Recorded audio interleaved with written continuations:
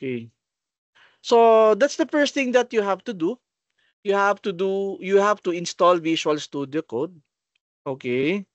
And so all you have to do is to Google up Visual Studio Code, and here is the website for that. And all you have to do is to download for Windows. Okay? So meron pa lang other platform ito, no? So if you are using Mac, you can also use Mac here. Dito, merong Mac. And if you're using Linux, you can do so. But for us, we will be using Windows. So let's say you have downloaded Visual Studio Code already. And syempre, installation is a breeze. All you have to do is to follow the on-screen instructions and etc. and etc. And so let's say for example, you have downloaded that already, ano? Then all you have to do is to once it is installed already, it's already in your, yung program list. And all you have to do is to activate the Visual Studio Code. Ayan.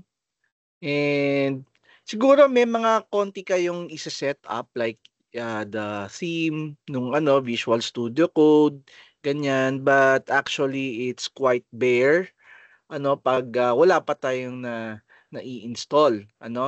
And the thing with Visual Studio Code is it's folder-based yung niya, yung pag-create ng mga project. Okay?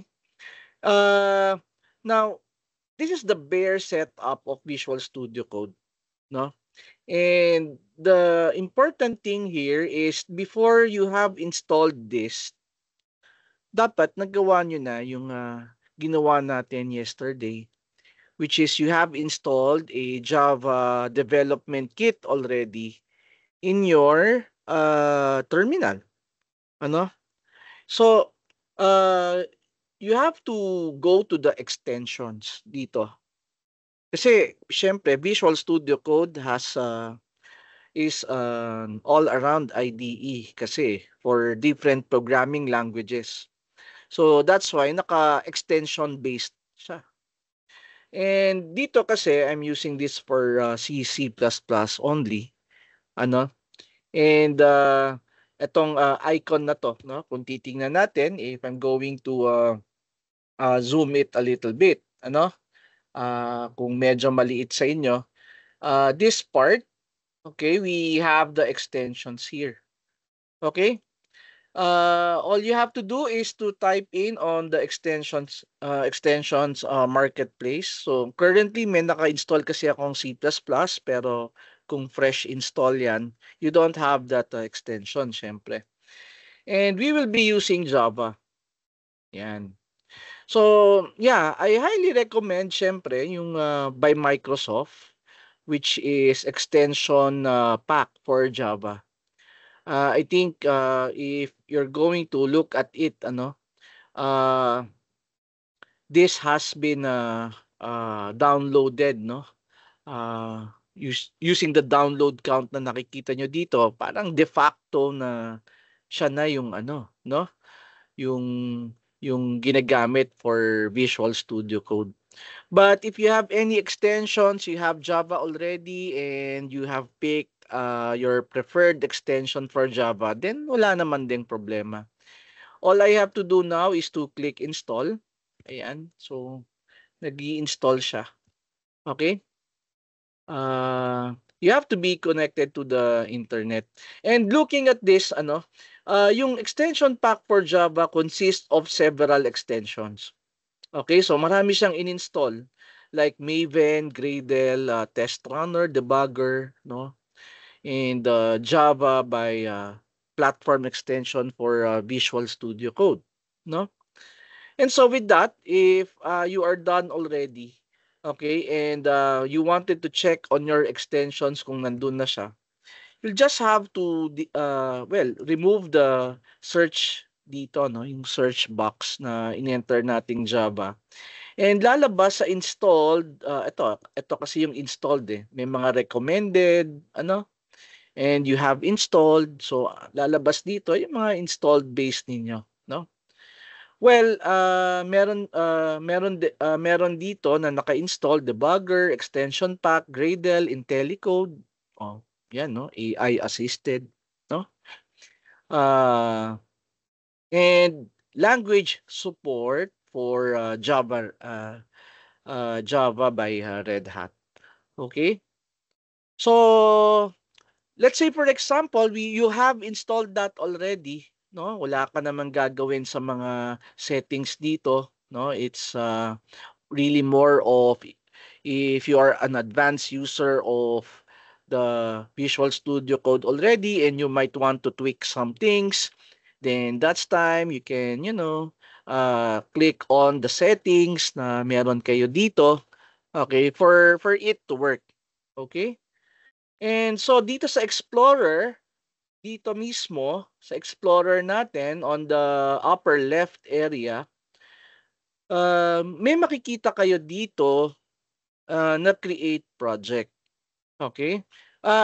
Yung facing ko ba is all right?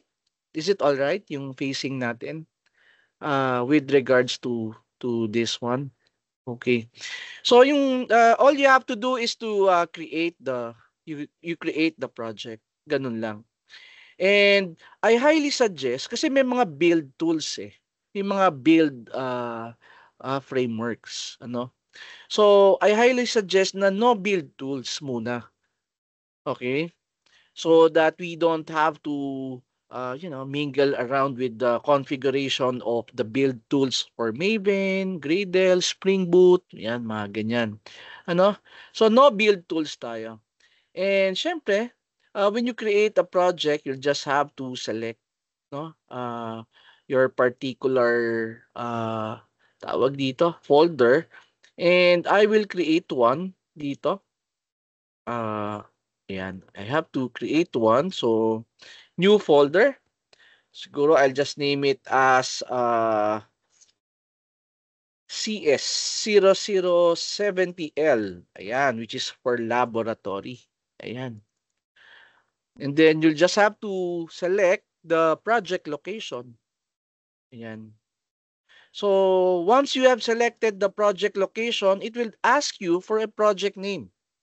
And I'll just type something. My first Java project. That's the project name that I have. Okay. And I'm going to press on enter. Ayan. So, as what you can see, when you created this project, actually, sa loob ng dito kasi ginawa yan sa desktop, CS0070L, ano? It will just create a folder, no, in your directory of your preference. And kung ano yung nakikita ninyo, okay, yung structure dito, it's like the structure that you are seeing itself on the Windows Explorer. Okay? So, you might want to view this as, your directory tree inside your folder, my first Java project. Okay?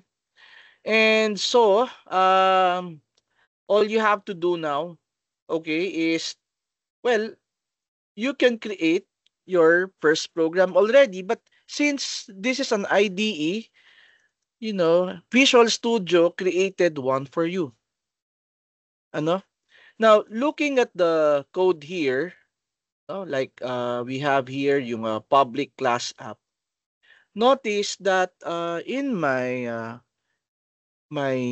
source code here, no?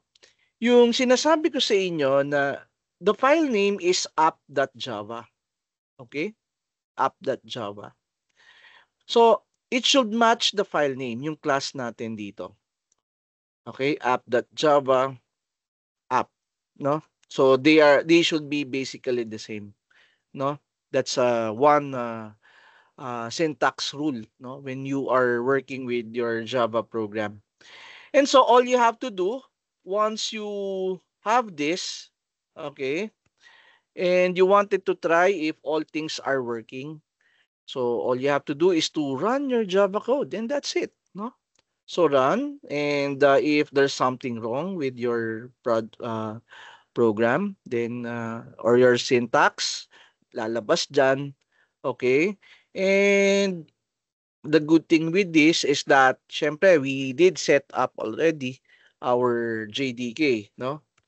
So, all you have to do is to type java minus version. Oh, ayan yung in-install natin, di ba? Oh, yes, Miss Hannah. Sir, How paano can... po ulit na-add yung my first Java project sa gilid? Yeah, oo.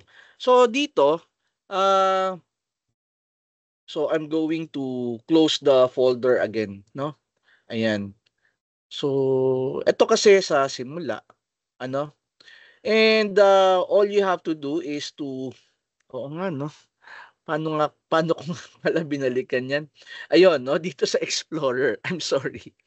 So, dito sa Explorer, makikita mo tong tab na to. Iha. Ayan, no? I-zoom in ko a little bit. Dito sa upper left, makikita ka dito na parang Explorer, this one. Ayan. That's the Explorer. And all you have to do is to create a Java project.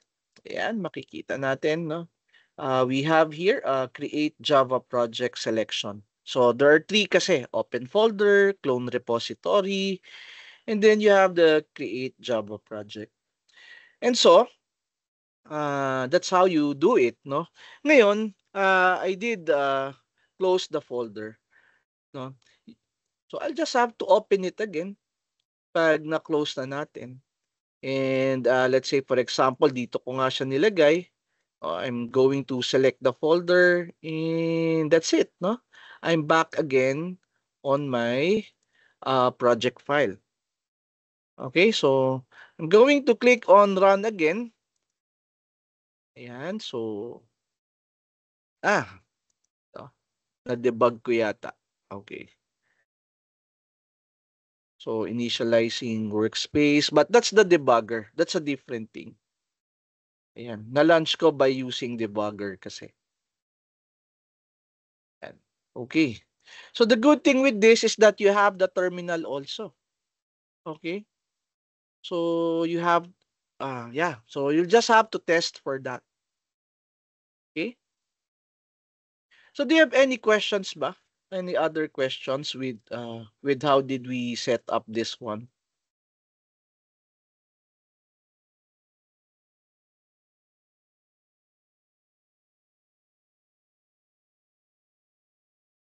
Okay, so let me try to open our lecture here habang may kinakalikot kayo sa mga IDE ninyo.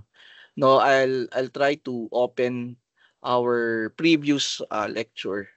Yan. And take a closer look on other things. Yan. So we did skip the exploring NetBeans IDE. Okay? And once we have started already doon sa IDE, no? We can use that for our succeeding lectures already. Okay? So for module 2, we are at module 2 already, no?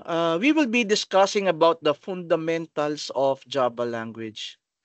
And first of all, we would like to, for our objectives, we would like to learn the basic syntax and language rules of Java, understand the difference between identifiers and keywords, which you know already in your computer programming 1, computer programming 2, excuse me, about this one, understand the use of different comments used in Java, understand the different uses of Java data types. It's almost the same. Understand the use of system.out that print in displaying an output, and understand the use of scanner and buffered reader in getting input from the user. Okay? And first of all, I would like to discuss the basic structure of Java. So, yes, as what we have said, no, na Java is an object-oriented programming language. So basically, it's the all programs that we create are contained inside a class, no? So we have here a class hello world that we did, okay, as start, no? And in this, we have as what you can see on the definition, ano? Uh, Bakit kaya sinabi niya na defines a class a template for an object of derived type hello world. Okay? So kahit, being a derived type hello world, ang ibig sabihin niyan, uh, you have an inheritance operation already. Okay? So pag nakita niyo yung word na derived type, meron ng inheritance that is involved. Pero tatanungin natin, sir, medyo, alam niyo yun, medyo malayo pa yung topic na inheritance. And bakit ganun? Sa simula pa lang may inheritance na. Now, just to give you an idea, now, when we create a new class in Java, new class, okay, automatically, it inherits from the object class. Okay?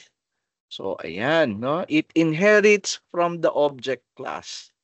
So, anong ibig sabihin nun, no? That's why, hello world is a derived type already. Okay? Yun ang tatandaan nyo, no?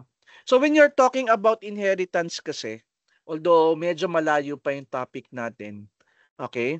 Meron tayong isang class na existing in Java, okay?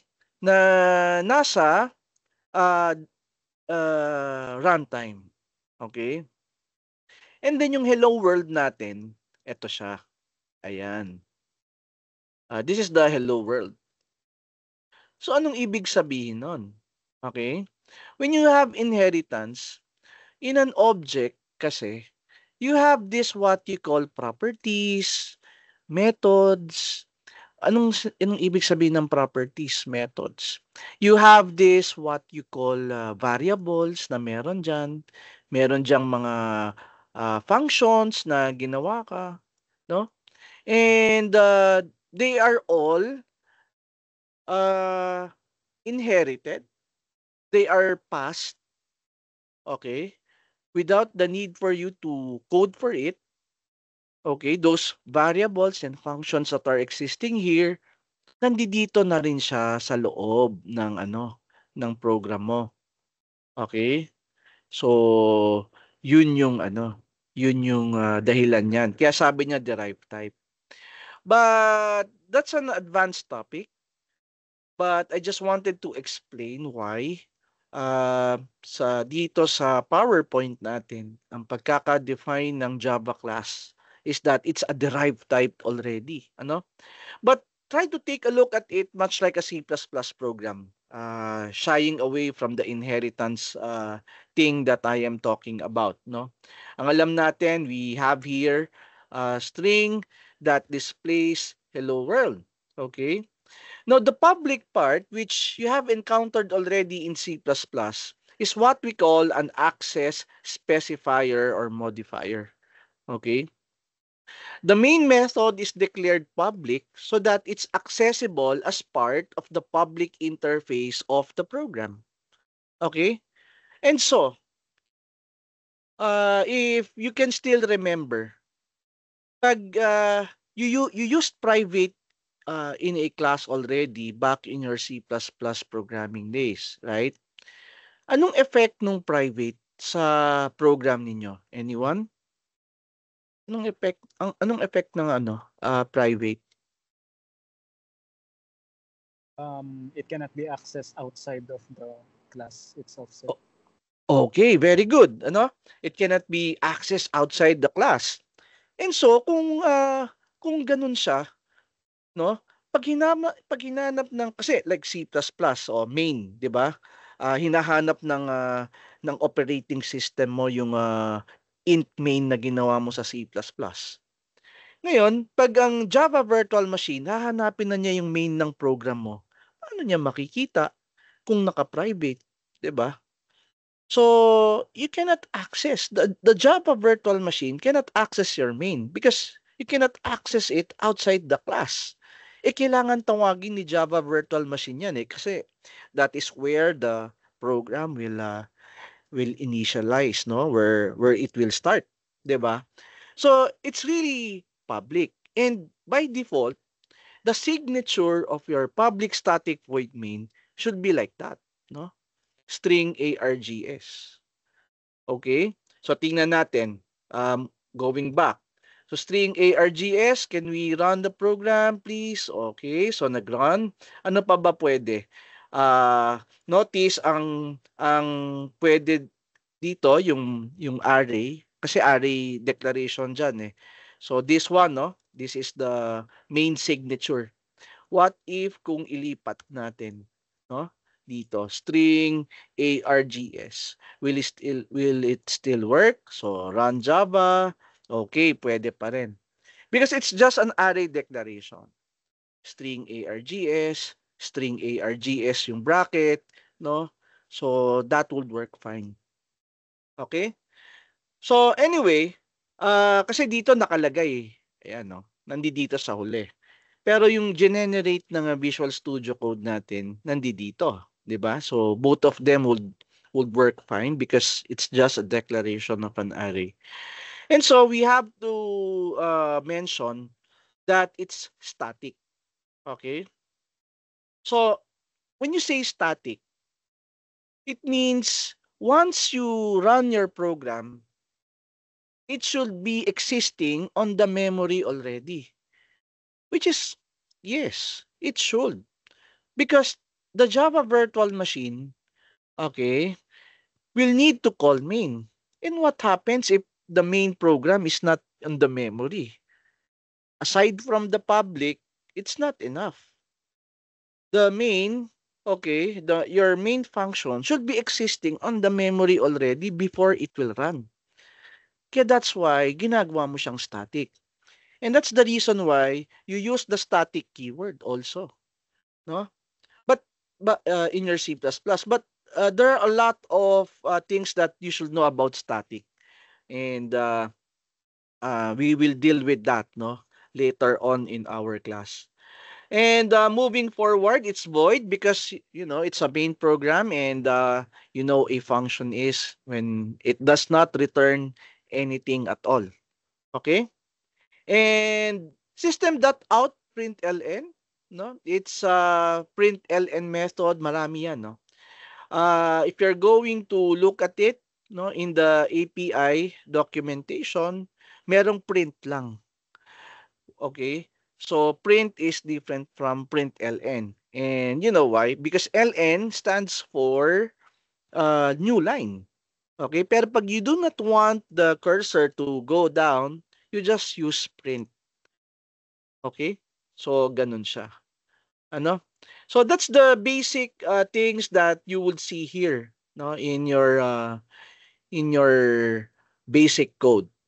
Moreover, the things that you have learned in C and C++, okay, like the use of the escape sequences, like \n, no, and other things like \t would also work fine here. Okay, so dito makikita natin if we are going to run the Java program, okay, na-split na into two yung hello world natin. And if you wanted to provide a new tab /t, okay, and run the program, then you could do so. Like this one, ito na yung output natin, hello world, pero may tab. So, escape sequences, yes, you can use that also. Okay? So, yeah, if you have any question, just let me know, ha? So, we have here Java language fundamentals. No, we have identifiers. Siyempre, lahat naman ng programming language, you have identifiers. And ano yung identifiers? Ibig sabihin ng identifiers, kayo mismo yung naglalagay. programmer mismo ang nagbibigay ng pangalan. And the example of this, of course, would be yung, ano ba yung binibigyan mo ng pangalan? E di syempre, name of the variables, name ng function mo, name ng classes. Basta ang rule of thumb, basta ikaw ang nagbigay ng pangalan, no? That's an identifier. Kasi ikaw nag-imbento nun, eh. Hindi naman inimbento ni Java yung nilagay mong, nilagay mong pangalan dun sa program mo. So that's an identifier, okay? And the same rules that are applied when you are working with Java and C++, okay? It's case sensitive, no?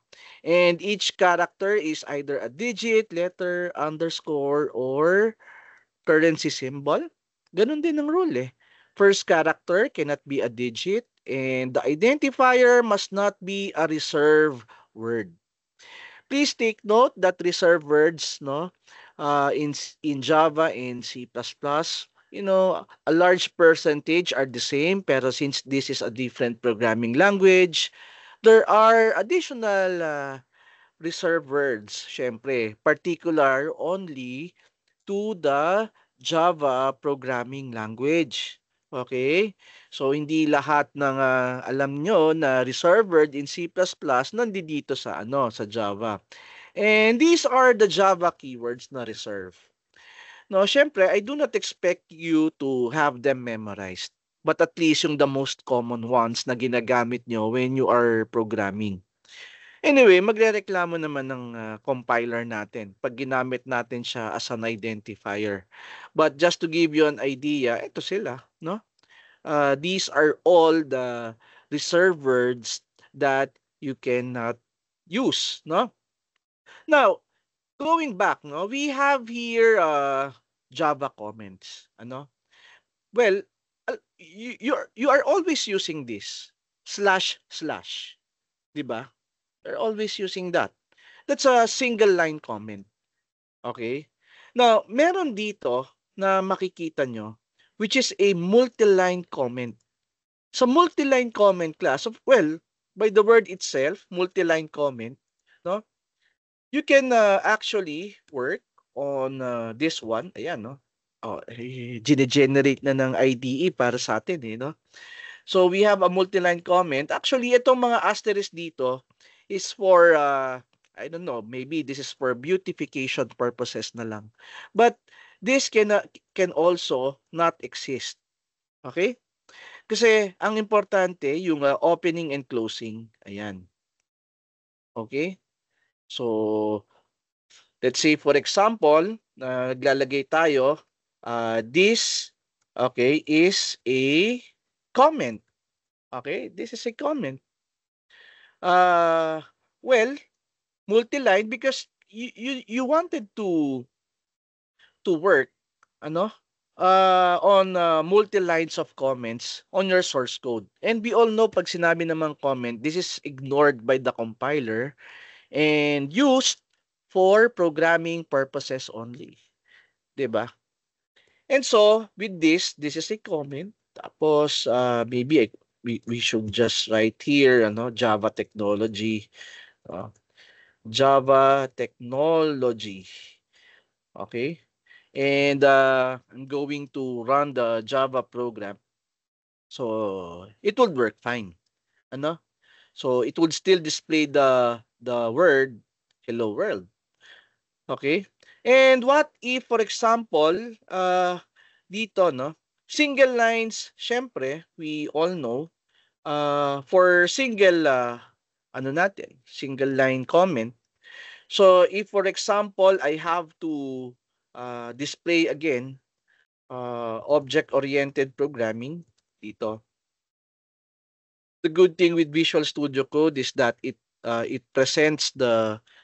also presents you the format of the commands, no? And also shortcuts. Like for example, tanggalin natin to Control X. Wala tayong laman na public static void main. Instead of typing, no?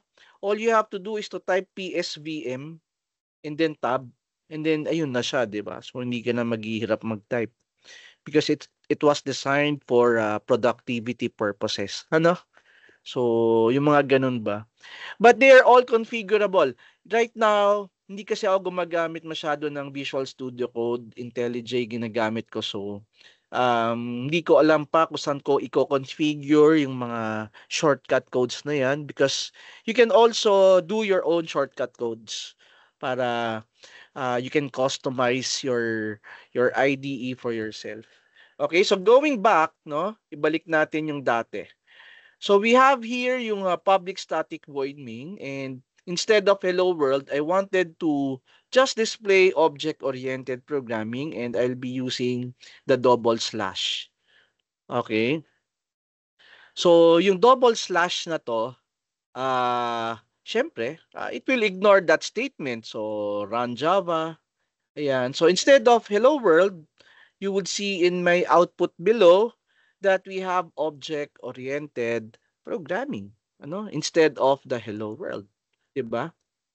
So moving back, no, in embedded multi-line comment here. Sir, possible ba na we have an embedded also multi-line tapos may embedded pa sa loob. So hindi pwede, oh, nagreklamo na siya, ha. So hindi ka pwede magkaroon ng embedded multi-line comment sa loob, no? So what if can I have a single line comment in my multi-line comment? Ayun, o pwede, no? Single line comment. Okay, single line, but you know, inside multi-line. But it doesn't matter because nasa loob ka ng multi-line. So wala, just the purpose of, makita lang natin ano yung effect when we are dealing with line comments. Okay? So, kamusta naman? Nakakasunod pa ba? Nakakasunod pa ba tayo? Oh, okay. O di sige, ano? Let's try to continue. And so, since we have that comment, there's an interesting comment here in Java, and I think it was shown in this PowerPoint slide here. Ito class, hindi ko naman siya masyado ginagamit kasi madalang din naman ako no, tawag dito, document ng Java code. And kung titingnan natin, if you can still remember, you have this inside when we installed yung Java natin. I ask you to install yung docs natin. Okay? So I think it's under program files. I'm sorry. Dito sa program files and under Java tapos JDK 22. Okay? I did ask you to install ito, yung index. Itong index na to, yung nakikita nyo dito, class, ito mismo, no, yung kung ano yung nakikita nyo dito sa screen, this was generated by the tool called JavaDoc. Hindi tinype ng although tinype yan sa loob ng source code, hindi siya finormat using this by any web authoring tool. Okay? So, generate siya ng program. Like, for example, yung mga links dito sa taas, generate yan. Pati dito, generate yan, no? Yung mga ganyan, no? Inano yan, no? Generate na yan mismo ng natin, ng tool natin. Pero alam niyo yung class, malaki na ang ang difference ng Java version 22 documentation sa laki pala, no? So, as what I've said, sabi ko sa inyo, matagal na akong hindi nakakapag-Java kasi wala. This is the only time that I am assigned, no, with this subject to you. So, moving forward, yun nga, pinakita ko lang yan to make things interesting kasi tingnan nyo ha, gagawin natin. Yung Java doc na sinasabi niya, I'll convert this into a Java documentation. And yung Java doc dito, in our module, sabi niya, you have to enclose it with a slash, asterisk, asterisk, and asterisk slash, right? And that's the thing that we are going to do. What we are going to do here in our code is instead of, you know, slash asterisk lang, edi I'll make it as slash asterisk asterisk, and this would make it as a Java document, no? So Java document technology. Ayan, no? Para saan yan, sir? O di gamitin na natin. So the name of this source code is what do you call this? App.java, no? Now, notice when I run the program here sa baba, okay, what's this? New terminal. Okay. So, I'm going to clear things up. So, nandito ako nagta-type sa baba. I'm going to list down the directory. So, I have my first Java project. Punta lang ako sa loob, no? I'm going to go inside my first Java project, and I'm going inside the source. Ayan.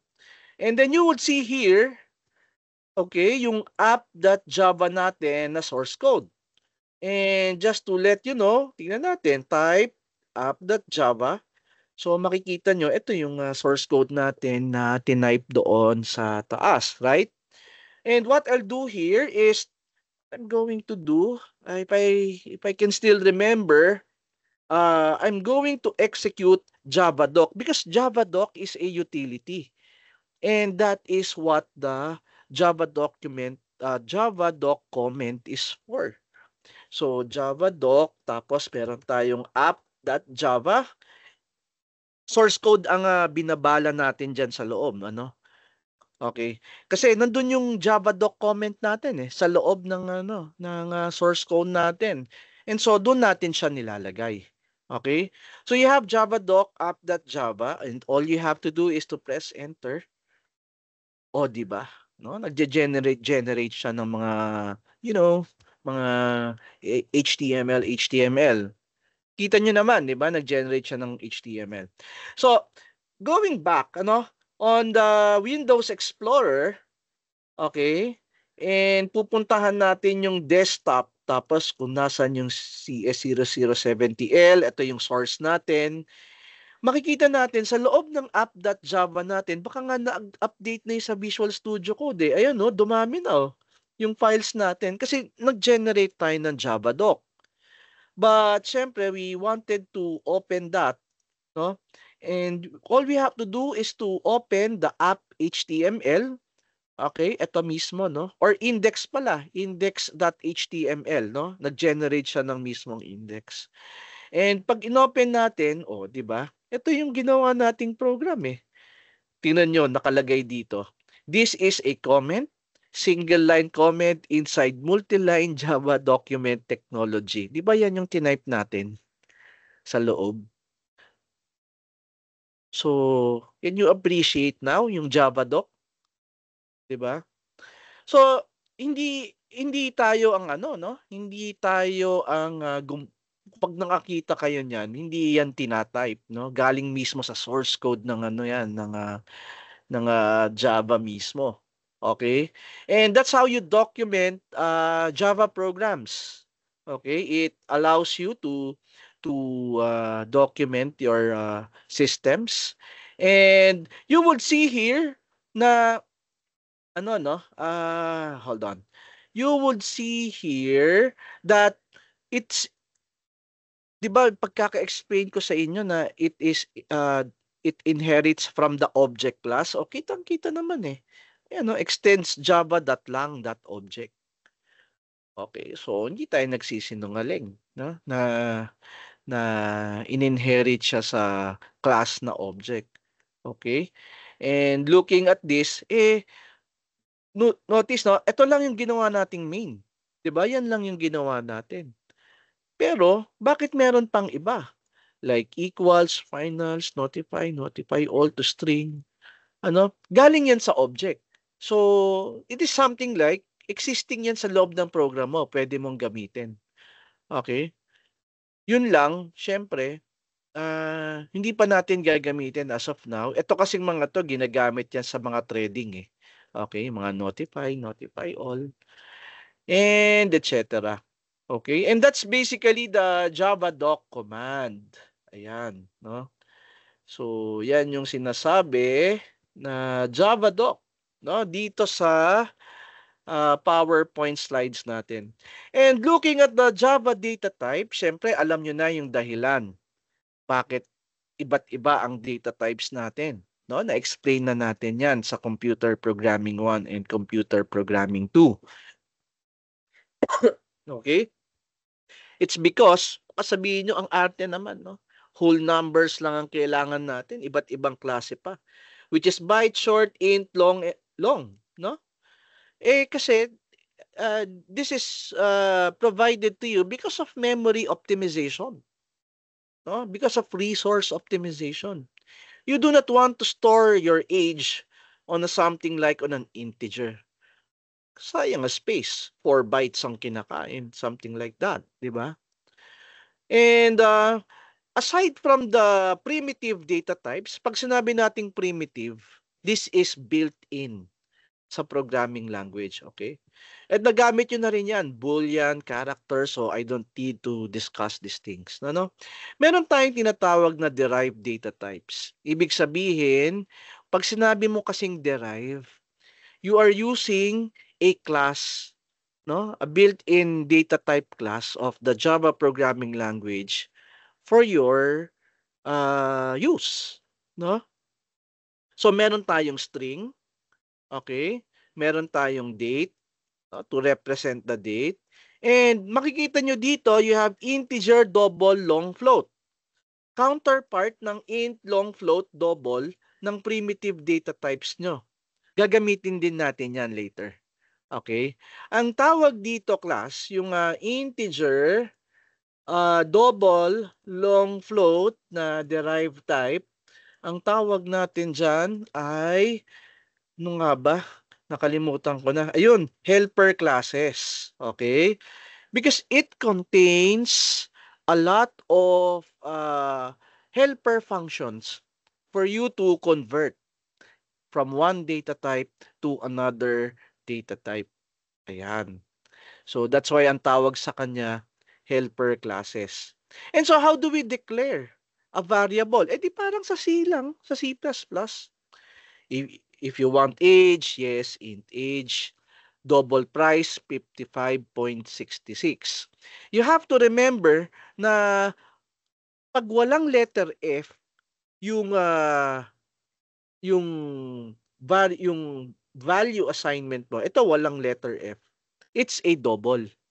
Na by default, it's a double. And lahat ng hard-coded values, ang definition lahat ng hard-coded values is literal. Literal. So, pag nagbabasa kayo ng book and may na-encounter kayong literal, yan yung naka-hardcode sa sa source code ninyo. Kaya nga literal. Parang, 'di ba, pag nag-uusap tayo, may sinasabi pa tayong literally, 'di ba? Parang literal talaga na nilagay mo 'yan. 55.66. Okay? And strings are represented by a double quote. Kitang-kita natin, double quote. Okay? And pag merong letter F sa dulo, yung number natin, that's basically tawag dito, float.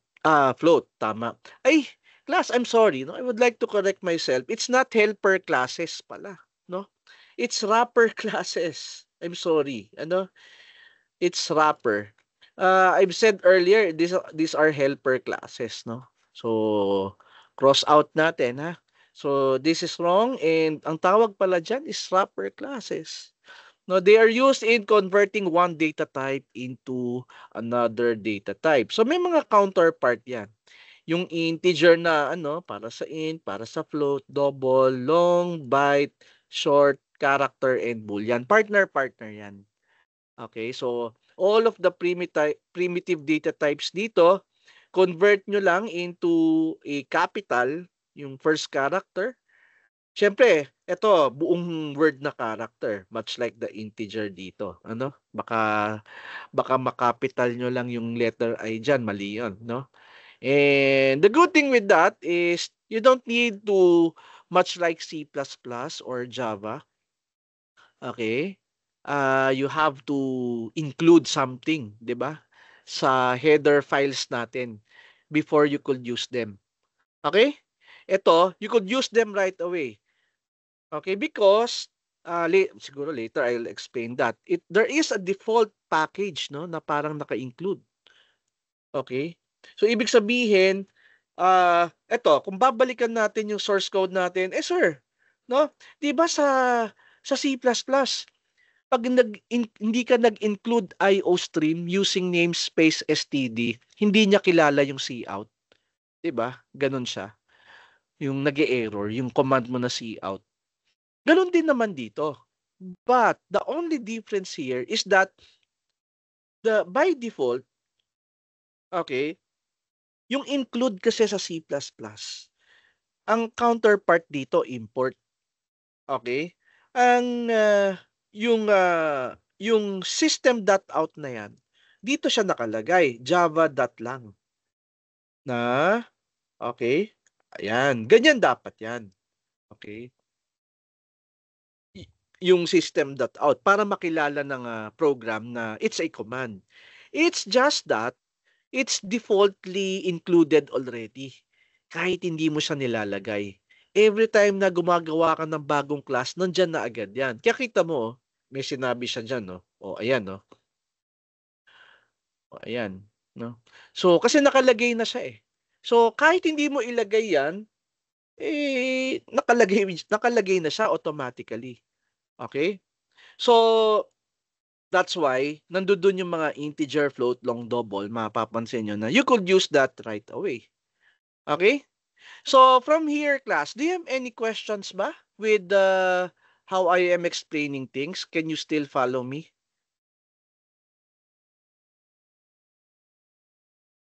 Oh, I'm seeing the, nawala na. Dapat nagba-butt in kayo, sasabihin nyo, may nagko-question kayo, Ang hirap naman balikan kung saan tayo, dapat umulit. Pero kasi yung dinidiscuss ko dito, it's still in your C++ programming days, So I'm not really focusing on the things that that you should should learn. You should learn, no? So ayun, no? Syempre, much like any other programs class, may basic input and output tayo. Well, system.out, yan na yung by default. No, may isa pa, may system.out.print, walang new line. Yung printf for formatting for purposes. Okay? Tsaka na natin daanan tong printf. Okay? Pag pag medyo advanced na ng konti yung natin. Pero kung nagsi-C programming kayo, madali lang yan, yung printf na yan. I think ginagamit din siya sa Python, yung printf. Yeah, I think so. So it's the same, it's the same format, formatting technique. So pag-output natin is using console, So system.out.println. Java programming is interesting. Okay? So the difference is it prints the string inside the quotes, yung print, walang new line. Yung println, it's like the print method, pero with a new line. And printf may formatting technique, Siguro just to give you example of a printf. Tingnan nyo dito sa sa program natin. Well, you have already system.out.println hello world dito, Object-oriented programming. Ngayon, what we will be doing class is papalitan ko to ng print lang. Okay? Hindi println. Para makita nyo lang yung difference. So, what I'm going to do now is I'm going to run the program. And makikita nyo dito sa output, okay, dito sa output natin, na isang linya lang, which is hello. Well, kasi nag-new line tayo eh. No, na escape sequence. So you have hello world object-oriented programming. Ano? And let us say we can still inherit from the, well, we could still recall on how we program in C++, no? We assigned variables here, 10, and we assign, let's say, for example, 20, and then we have sum, ano? Which is equal to A plus B. Ayan, no? So, that's basically it, no? So, may sinasabi niya tungkol sa sum. O, the value of local variable sum is not used. O, teka lang kuya, no? Hindi pa kasi ako tapos. So, we have here in sum is equal to A plus B. Okay? And ang gamit ng formatting is this one. If you want to display is if you want to display, ang shortcut kasi ng system.out dito sa Java is sout. Ano? So pag tinab natin yan, system.out.println. Nung nasa NetBeans kasi na IDE yan eh, yung ganyang feature dati. So na-incorporate na rin dito.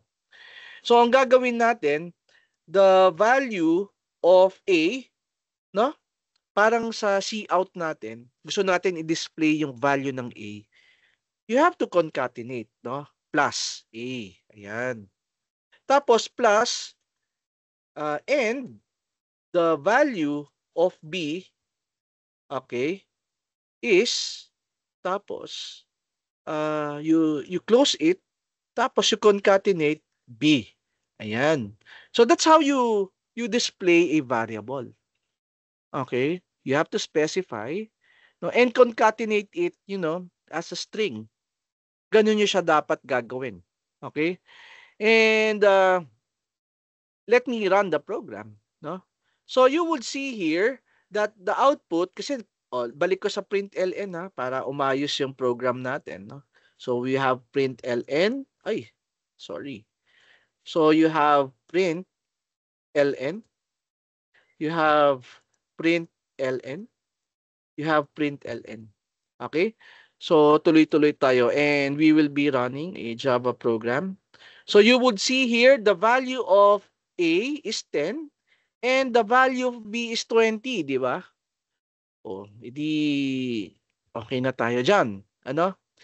So the next thing that you will be doing here, no, is let's say for example, we will be using printf. Okay? So dito, instead of, ayan, ika-copy ko to, no? Type ko na lang ulit. So we have similar din. The value of A is, pag integer kasi, %d, yan. And the value of B is %d. Okay? And so, you will now place a parameter for that. But this is printf, hindi println. Ayan, sorry. This is printf. Ayan. Okay. And yung partner ng unang %d dito is A. And yung partner ng pangalawang %d dito is B. Ayan. Yun yung partner niya. A and B. Okay? So pag ni-run natin, ayan. So it's the same thing, no? Pero at least hindi na tayo gumamit ng mga plus. So, it's up to you. Follow your heart kung anong mas gusto nyo, mas optimal sa inyo, no? In terms of displaying the values, no, that you need, okay, for for running your programs, okay? So, naintindihan ba?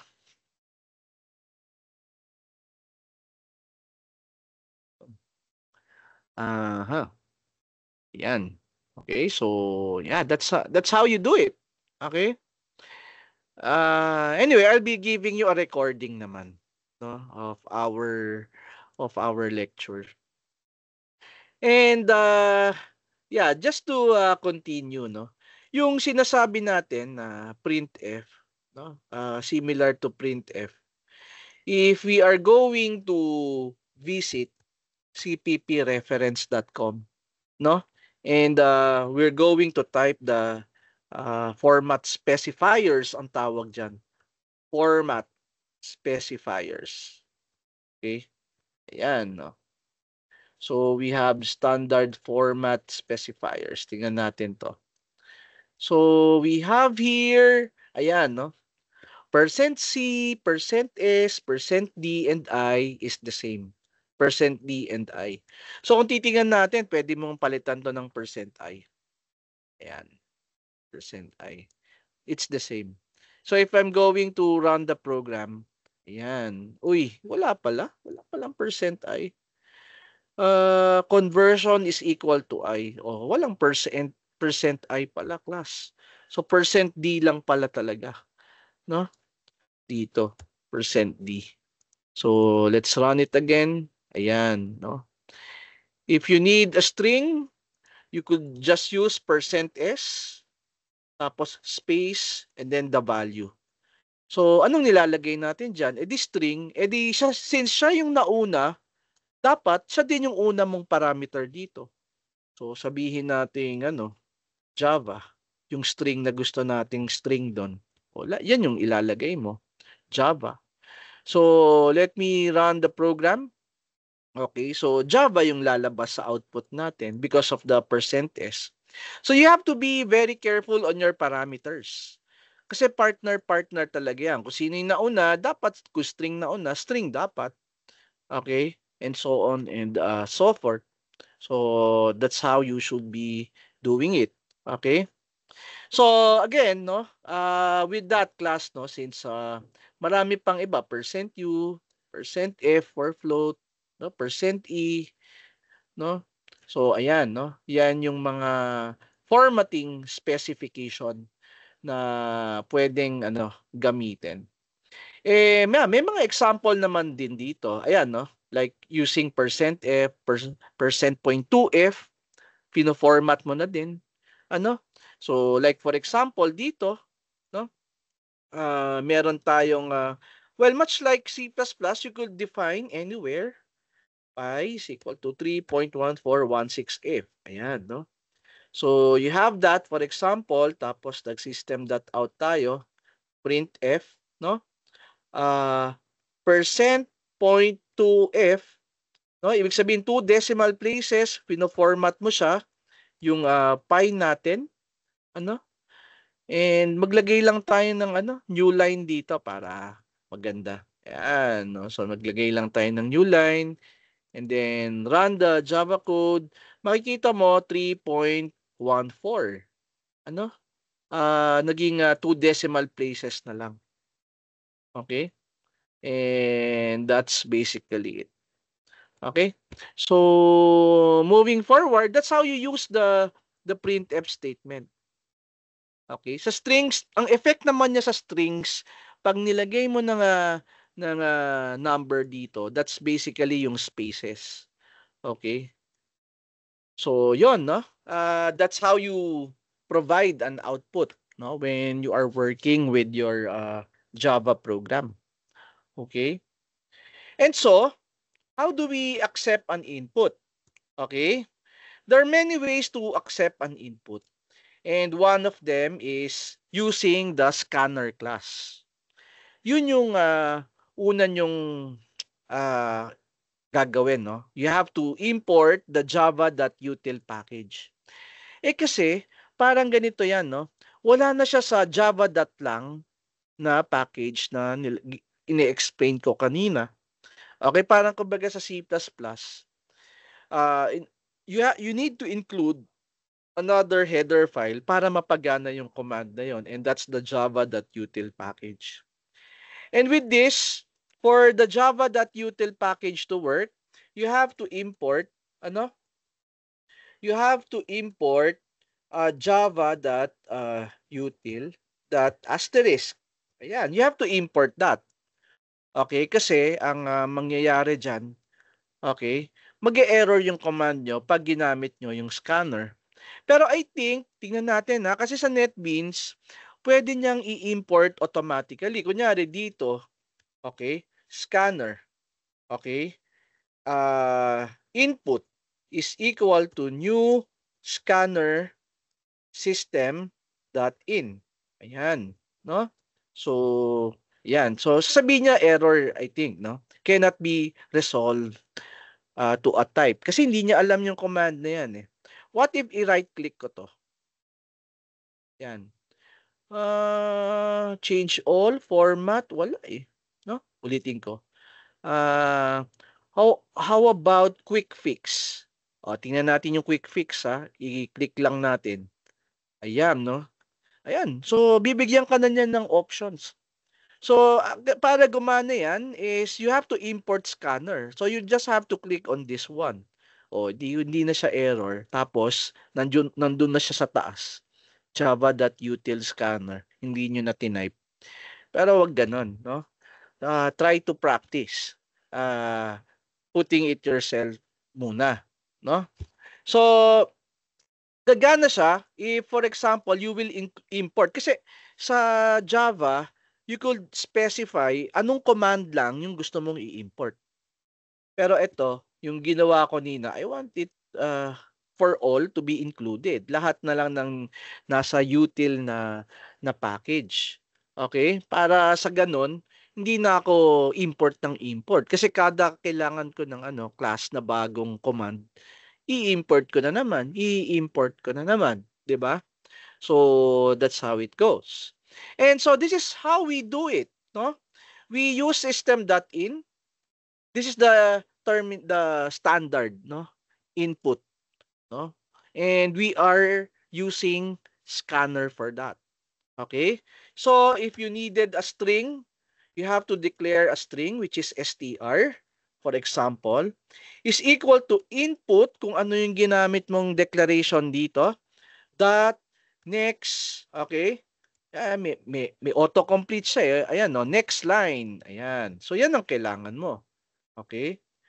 But syempre, before we do that, we wanted to ask something, no? So, what is your name? Okay? What is your name? And syempre, hihingin natin input next line.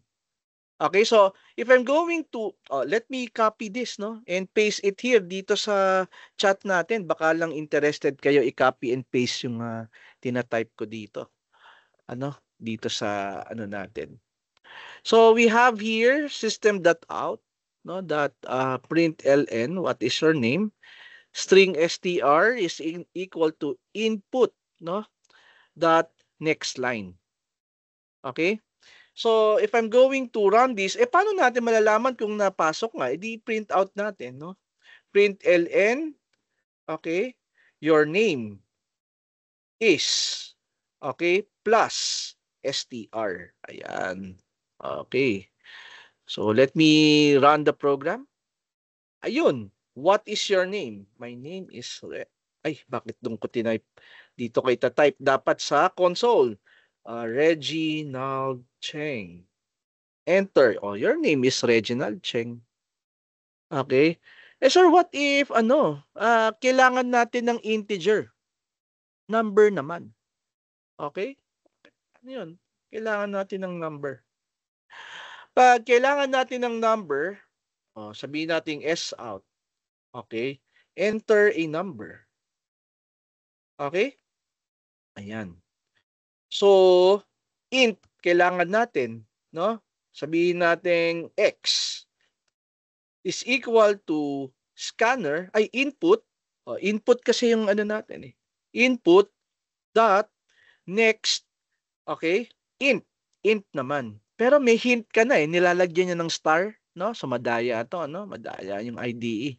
No? Binibigyan tayo ng hint. So, next int daw. Ayan. Next int. Ayan. So, your number, okay, is out. Your number is what?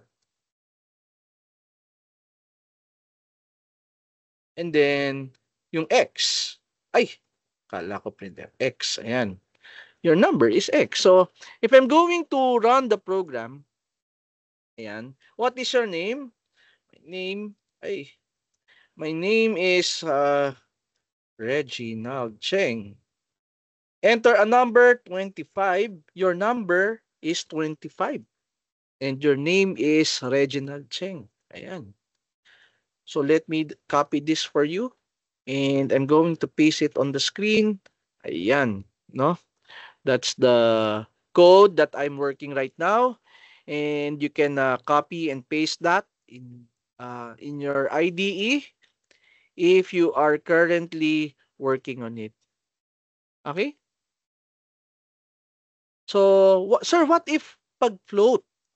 Anong gagawin ko pag float naman ang kailangan ko? E di input dot next float. Ayan, no? Next float. Ayan. Eh, sir, what if kung kailangan ko double? E di input, no? Dot next double. Ayan, next double, meron. Marami yan. Eh, what if, sir, kung iba pa? Input, no? Dot next. Ayan, no? Iba-iba. Kung kailangan ko ng byte, kailangan ko ng boolean, ano, kailangan ko ng big integer, o next long, next short, no? Lahat 'yan. Kaya nga tawag sa kanya, no? Utility class, ano?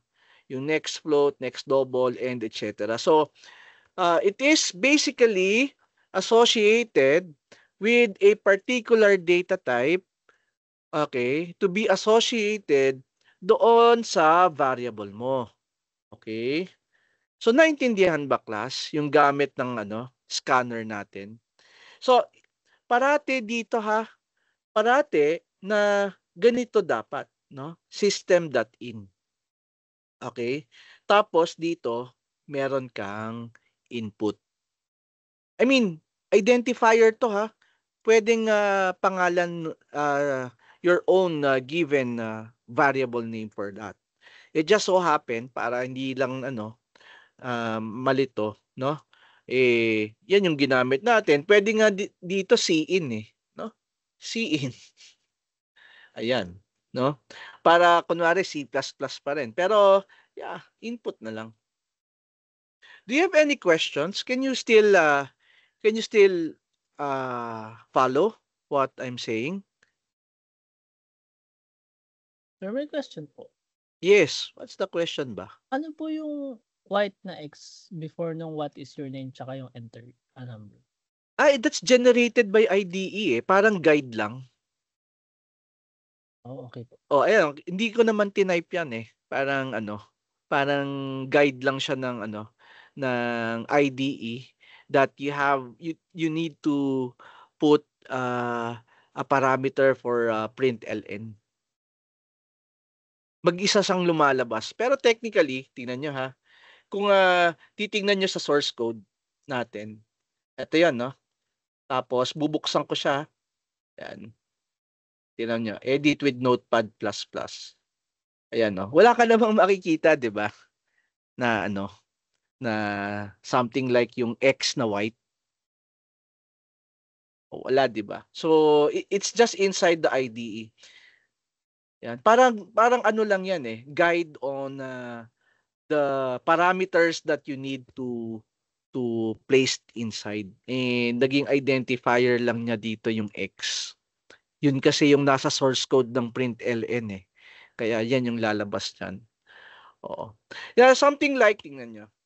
Pag gumawa ko dito ng public static void sample, tapos naglagay ako ng int first tsaka int second, something like that. Yan. Gumawa ko ng bagong function, no? Tapos gagamitin ko siya dito ha sa program natin. Okay? Makikita nyo sample pag nilagay kong ganyan. Okay. Yung first ko is 1 and then lalagay ko 2. Ayan. Ay, sample. Ano? Ayan. Ayan, no? Nilalagay niya kung ano yung para saan yung 1 tsaka para saan yung 2. Pero wala sa source code yon. So, naintindihan ba yung X na tanong mo? Ayan. So, yes, Miss Hannah. Oo. Sir, pwede naman po gumamit ng ibang IDE, di ba? As long as nag-work yung Java. Yes, tama. Oo, pwede. Okay po. Oo. You have Sir? to, yes, oo. Question po. About Mm-mm. po dun sa package. Yes. Kahit hindi na po i-declare yung package dito sa mismong code, okay lang po yun? Yung Java lang na package. Pero ito kasi yung pag-package, ito yung yung sinasabi mo, ito. Kasi po di ba po may, din po ito, may basic IO na package. Yes, tama. Hindi na po Pero siya kailangan i-declare dito. hindi na basta gumawa ka Okay po. ng Java source code, automatic na yon na ini-import para sa'yo. Kahit hindi mo na specify. Okay, sir. Thank you po. Pero only for selected, like yung system.out, Java lang. So, lahat ng nasa loob ng Java lang na package. So, yun yung So, yeah, no? And so, since let me just remove this, yung method natin, no, or function na ganon, syempre we are working on Windows, and it's kind of boring naman if we always going to use console, and sometimes we wanted to use a graphical input para dyan. Let me show you something kung naalala ko pa. Okay. So we have here import. For you to work on GUIs, meron kasing package called Java X. Ayun. .swing. Ayan. E di para sure tayo, i-asterisk na lang natin para lahat ng commands ng Java X.swing is included na in one of our inputs. And so with that, syempre we have this code already, and we wanted to ask the name, no? So instead of asking the name, what is your name? I'll put a comment para hindi siya nasa console. And also, I'm going to remove the input that next line. Okay? Pero I'm going to retain yung your name is str kasi doon natin siya ilalagay Okay? So ayan, i-retain natin. So i-replace lang natin tong dalawang codes na yan. And the command that we are going to use there, to make these things okay, is the command called JOptionPane. Ayan, there's a command called JOptionPane. And then, once you press that, the command that you will be using is show input dialog. Ayan, so input dialog. And dito sa show input dialog, all you have to do is to tawag dito, you're going to just say a message na what is your name? Okay? Ganyan. What is your name? Eh di syempre, when you ask what is your name, no? I'm sorry. Let me just reposition my code here. Syempre, what is your name? This is a function. And so, pag nag-enter ka dyan, it will return a value. So, i-store mo siya ngayon sa str. So, yan ngayon yung str mo, hindi yung input that next line. But please take note, this is another method of accepting an input. So, let me run the program. So, ira-run ko na siya. Or run the program. So, as what you can see, may lumabas.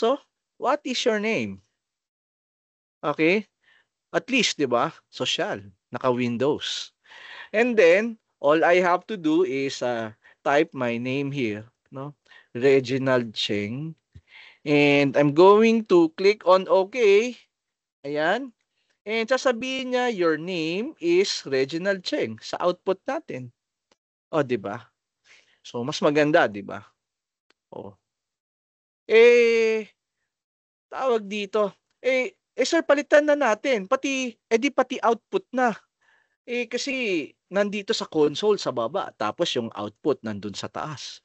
I mean, naka-graphics. Di palitan natin yung your name dito. Di tanggalin natin. Ganon din gagamitin natin. No? J option pane. O, di ba? Pero, instead of show input, show message dialog. Ayan. So, dito. Show message dialog. Okay. Null yan. Let it be null. Okay. Kasi wala naman, ginagamit kasi yan class sa windowing eh. So, null siya. Huwag nyo munang lagyan, no? Sa input natin dito, nakalimutan ko yung yung tawag dito. Tawag dito, ano ba, para saan nga ba tong pangalawa na to? But anyway, ulitin ko nga. So we have here show J option pane. Oh, kalimutan ko Teka, string is, ayan. Input. Your name. Okay? Ito yung message, no? Yung message pala. So, your name is, okay. And then, dito ko ilalagay plus str. Ayan.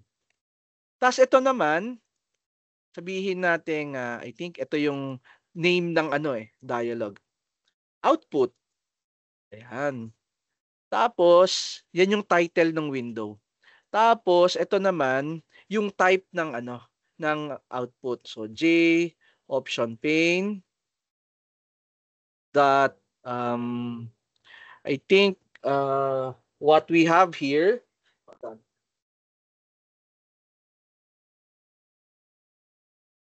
yeah, so we have J option pane. Bakit kaya battery low?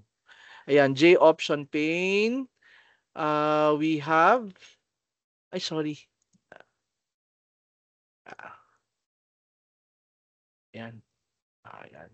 J option pane dot information message, yung type ng message. Kasi merong error, merong information. Tapos, ayan. So, let me just run this code. So, run Java. Ayan, no? What is your name? Reginald Cheng.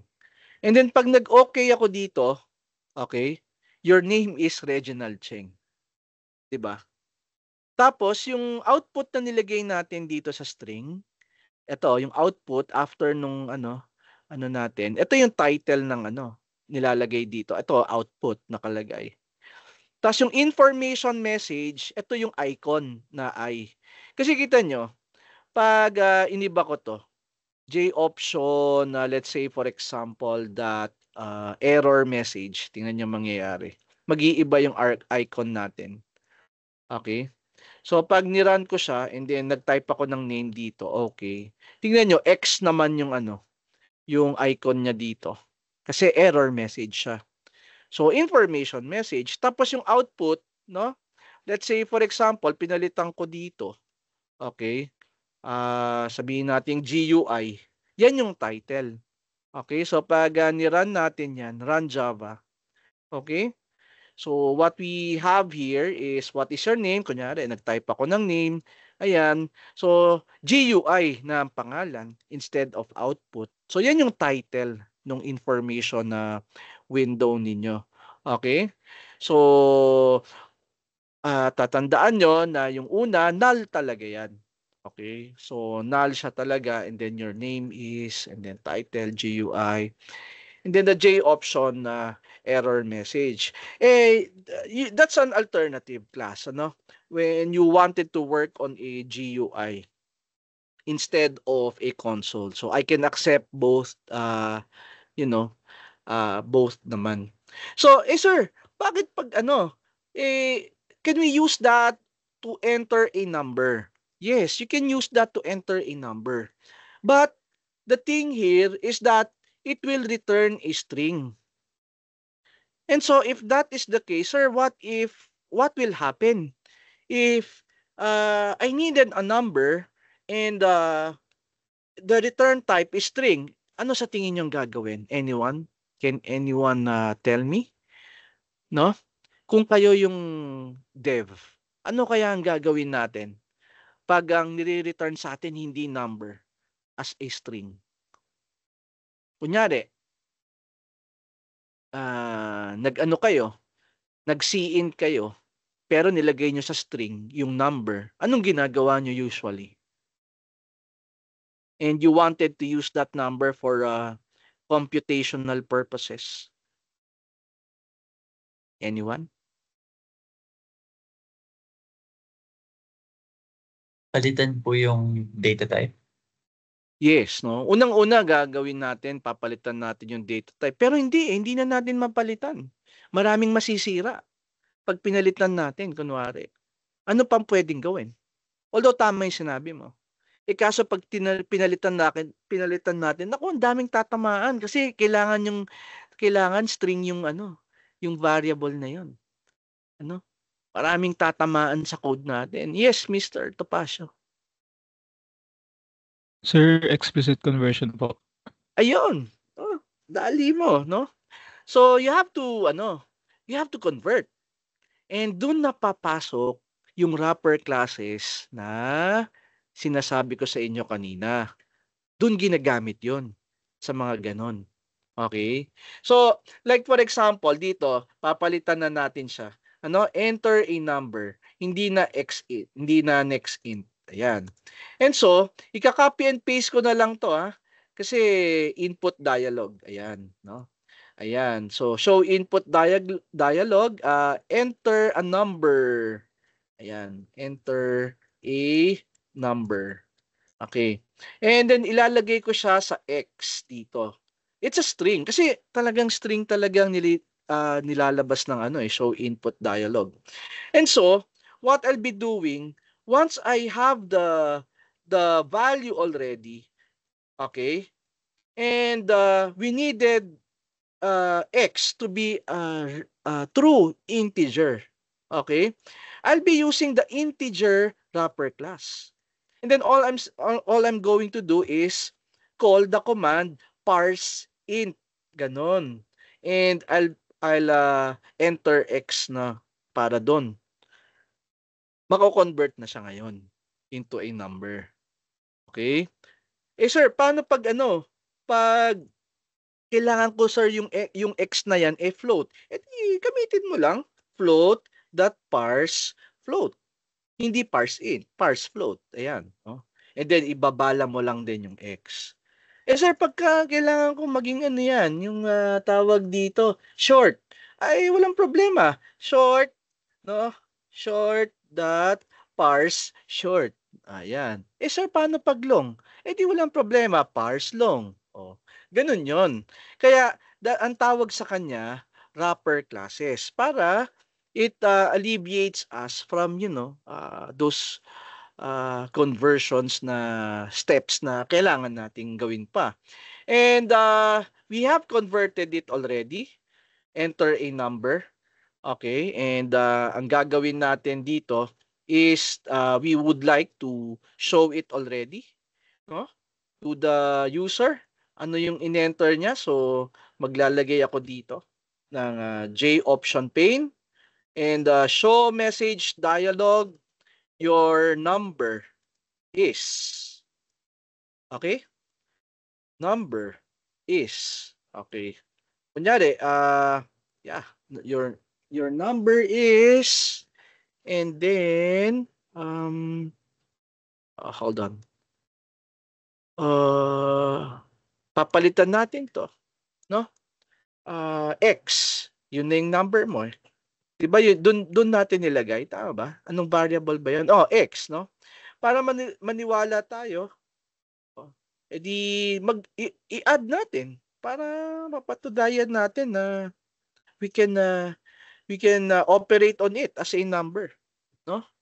And yes, no, we have J option pane, no, and dot information. Ayan. So J option pane dot ano, kung information message. Ayan. O ayan, no? So let's now try to run the program and see if there's any conversion. And meron tayong duplicate variable x, and I'm sorry about that. Gawin nating variable z, and I'm going to run the program again. Ano? Ayan. So what is your name? Type ako ng name. Your name is SDF. Click on OK. Enter a number 100. So and click on OK. Your number is 110. Oh, di ba? Oh, we were able to convert from string to a typical number. Kaya those wrapper classes are very important, no? Yan. And so, no, with that, ayan, no? Do you have any questions, no?